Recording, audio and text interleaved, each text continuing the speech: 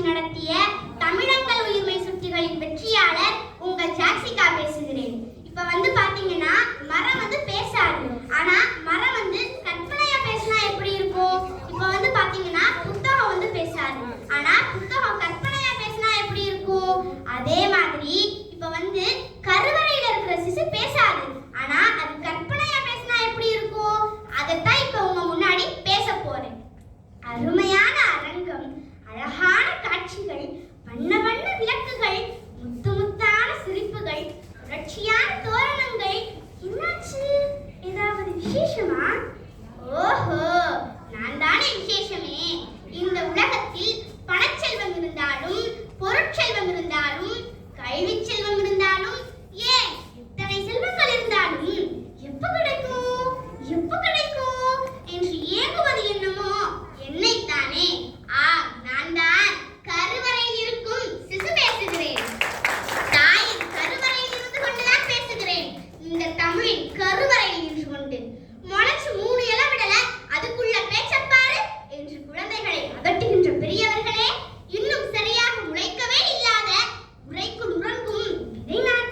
உங்களிடத்தில் என்னிடம் கேட்பதற்கு கேள்விகள் பல உண்டு. பதில்கள் உங்களிடம் உள்ளதா? பிறகு பிறகு கேள்வி கேட்க தொடங்கினால் பேசாதே, வாயை மூடு, வாயில் உறங்கு என்று என் வாயை அடைத்து முதுகில் பை சுமத்தி பள்ளிக்கூட மூலையில் என்னை அடைத்து விடுவீர்கள். அதனால் தான் பிறக்கும் முன்பாகவே பேச வேண்டியதை பேசி விடுகிறேன், கேட்க வேண்டியதை கேட்டு விடுகிறேன். இப்பவே இப்படி வாயடிக்குதே, இதெல்லாம் பிறந்த பிறகு என்னென்ன கூத்தடிக்குமோ என்று யாரும் சத்தமாய் சொல்லி வழக்கம் போல எங்களை ஊமையாக்கி விடாதீர்கள். தாய்மைக்கு பெருமை சேர்ப்பதே நான் தான். நான் மட்டும் இல்லை என்றால் ஒவ்வொரு தாயின் நிலையும் என்னவென்று உங்களுக்கே தெரியும். பல ஆலயங்களில் தொட்டில்கள் தொங்குவது என்னமோ என் தொப்பை படிக்குத்தான் இருந்து பின்னலாகும். நான் உருவாக தொடங்கிவிட்டேன் என்றவுடன் எல்லாருக்கும் மகிழ்ச்சிதான். ஆனால் அது ஆணாகத்தான் இருக்க வேண்டும் என்று கடவுளை வேண்டுகிறீர்களே, இது என்ன நியாயம்? ஒரு பெண் வயிற்றில் தான் உருவாக தொடங்கினேன் என்பதை எப்படி மறந்து போனீர்கள்? கருவறையில் இருக்கும் போதே வளையல் சூடு கொண்டாடியது என்னமோ எனக்குத்தான்.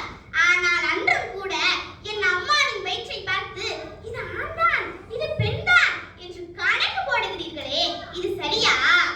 10 மாதம் முடிந்து எப்படியாவது இந்த உலகை பார்த்து விடலாம் என்று எண்ணிய எங்களுக்கு சில நேரங்களில் ஏமாற்றம் கொடுக்கத்தானே செய்கிறீர்கள்.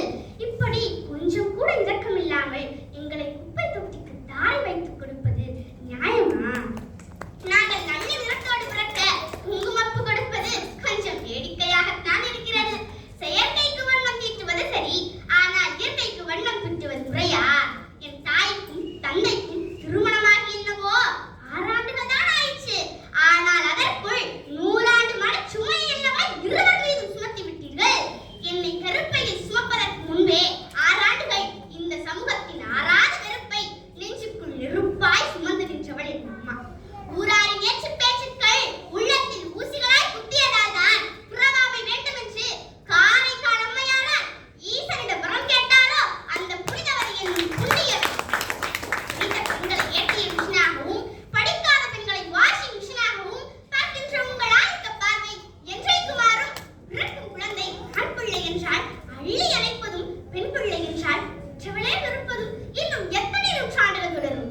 ஆண் என்றால் இன்பத்துப்பால், பெண் என்றால் கள்ளிப்பால், இதுவா உங்கள் அரசுப்பால் என்று முன்பு கேட்ட கேள்விக்கு இன்றைக்கும் பதில் இல்லை.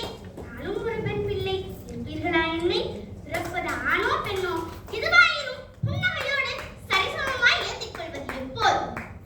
என்னால் உங்கள் உலகத்தை பார்க்கத்தான் முடியவில்லை, ஆனால் நான் முழுவதும் கேட்டுக்கொண்டும் கவனித்துக் கொண்டும் தான் இருக்கிறேன். ஒவ்வொரு நாளும் நாட்டில், சமூகத்தில் சம மனிதர்களாலேயே சூறையாடப்படும் சூழலில் எப்படி எனக்கு அச்சம் இல்லாமல் போகும்?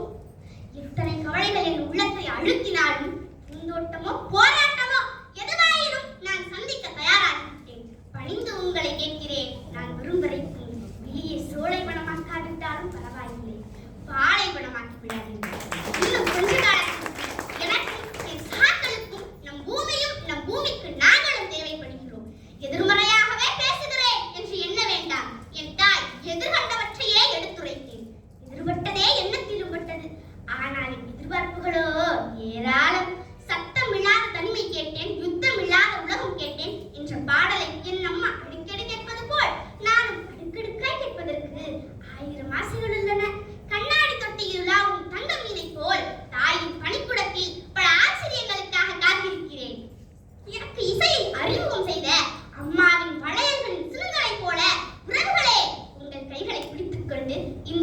படிக்க ஆவலாக இருக்கிறேன். நம் தமிழ்நாட்டின் பாரம்பரிய பண்பாட்டை, கலாச்சார களஞ்சியத்தை எனக்கும் கற்றுத்தாருங்கள். சங்க இலக்கிய தந்த சங்க மதிப்பீடுகளை வாழ்ந்து காட்ட வழிகாட்டுங்கள். உங்கள் கைகளை பிடித்துக் கொண்டு இந்த உலகை சுற்றி வர, உண்மை கற்று வர